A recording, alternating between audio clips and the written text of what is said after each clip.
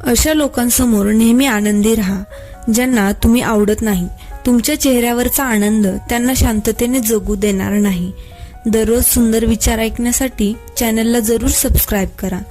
जेव्हा आयुष्य तुम्हाला दुसरी संधी देतं तेव्हा त्याच जुन्या चुका परत करण्याची चूक कधीच करू नका. स्वतःला एवढं मोठं बनवा की तुम्हाला कोणीही असं म्हणलं नाही पाहिजे की माझ्याशिवाय तुझं कसं होणार. जेव्हा केव्हा तुम्ही मनातून खचलेले असाल तेव्हा एकटे असतानाच रडा, कारण दुनिया तमाशा पाहण्यामध्येच तरबेज असते. स्वप्न तुमची असतील तर तुम्हालाच ती पूर्ण करावी लागतील. ना परिस्थिती तुमच्या मनाप्रमाणे असेल ना लोक तुमच्या मनाप्रमाणे असतील. छोटं मन असल्यावर कोणीही मोठं होत नाही आणि तुटलेल्या मनाने कोणीही उभं राहू शकत नाही. जे ठोकर खाऊन चालायला शिकलेले असतात ते अडचणींचा सामना करत पुढे आलेले असतात. अशा लोकांना खाली आणणं खूपच कठीण असतं. जिथे तुमचा नाराज होण्याची कदर कोणालाच नाही तिथे नाराज होणं सोडून द्या. शांत बसणं ही एक साधना आहे आणि विचार करून बोलणं ही एक कला आहे. माफ तेच करू शकतात जे आतून मजबूत असतात. कमजोर लोक तर फक्त बदला घेण्याच्या आगीमध्ये जळत राहतात. रडणं ही कमजोरी नसते, तर कधी कधी रडल्यामुळे माणूस आतून मजबूत होतो. समोरच्याला मदत करण्यासाठी श्रीमंत असणं गरजेचं नाही, तर मदत करण्यासाठीचा हेतू चांगला असणं जास्त गरजेचं आहे. वाईट लोकांचं चांगलं कधीही करायला जाऊ नका, कारण तुम्ही विंचवाला कितीही जपलं तरी तो तुम्हाला डंखच मारणार. जे होऊन गेलं आहे त्याचा विचार करत बसू नका. जे मिळालं आहे त्याला गमवू नका. यश हे त्यांनाच मिळतं जे वेळ आणि परिस्थितीवर रडत बसत नाहीत. जिथे कवडी मोलाचे लोक स्वतःचे गुणगान करतात अशा ठिकाणी शांत राहणंच केव्हाही चांगलं असतं. जी गोष्ट तुम्हाला आव्हान देते तीच गोष्ट तुमच्या जीवनात खूप मोठा बदल घडवून आणते. हे गरजेचे नाही की तुमचं वय किती आहे, तर हे गरजेचं आहे की तुम्ही कोणत्या वयाप्रमाणे विचार करता.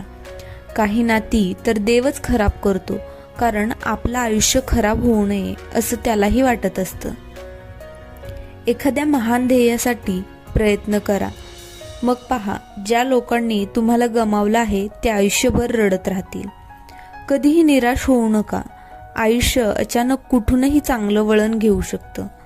माणसाने नेहमी दुसऱ्यांच्या चुकांमधून शिकलं पाहिजे, कारण कोणाकडेही एवढं आयुष्य नाही की तो चुका करून शिकेल. तुमचा आनंद आणि तुमची प्रसन्नता तुमच्याच जवळ ठेवा, कारण आजकाल लोकांची नजर खूप लवकर लागते.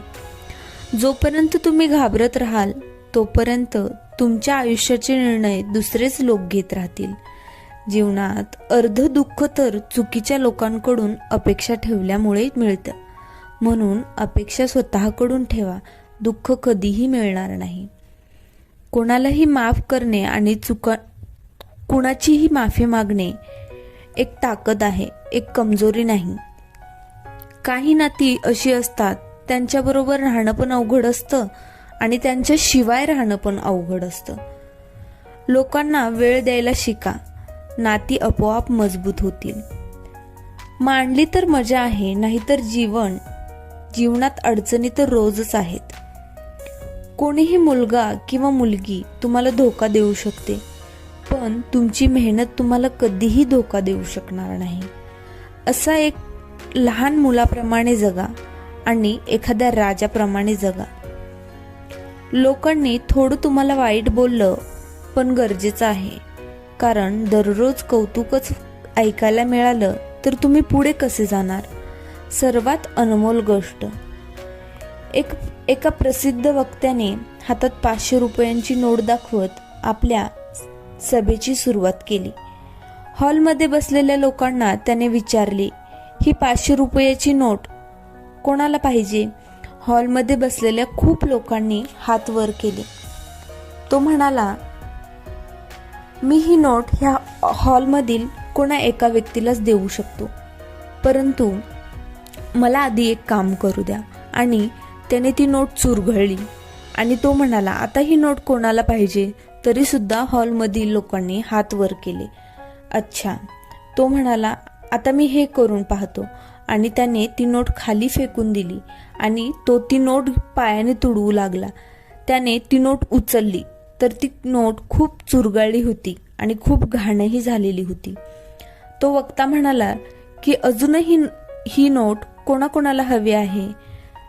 तरीही हॉलमधील सगळ्या लोकांनी हात वर केले. मित्रांनो, आज आपण खूप महत्त्वाचा धडा शिकलात, कारण मी या नोटेबरोबर खूप काही केले. तरी देखील ही नोट तुम्हाला हवी आहे, कारण या नोटेची किंमत अजूनही 500 रुपयेच आहे. जीवनात आपण खूप वेळा पडतो, हरतो. कित्येक वेळा आपण घेतलेले निर्णय आपल्याला मातीत घेऊन जातात. त्यामुळे आपल्याला असे वाटू लागते की आपली काही किंमत नाही. परंतु जीवनात तुमच्यासोबत किती वाईट घडले असू द्या किंवा भविष्यात घडू द्यात, म्हणून तुमची किंमत कमी होत नाही. तुम्ही खूप अनमोल आहात, ही गोष्ट कधीही विसरू नका. व्हिडिओ आवडल्यास चॅनलला सबस्क्राईब करा, शेअर करा. Thanks for watching.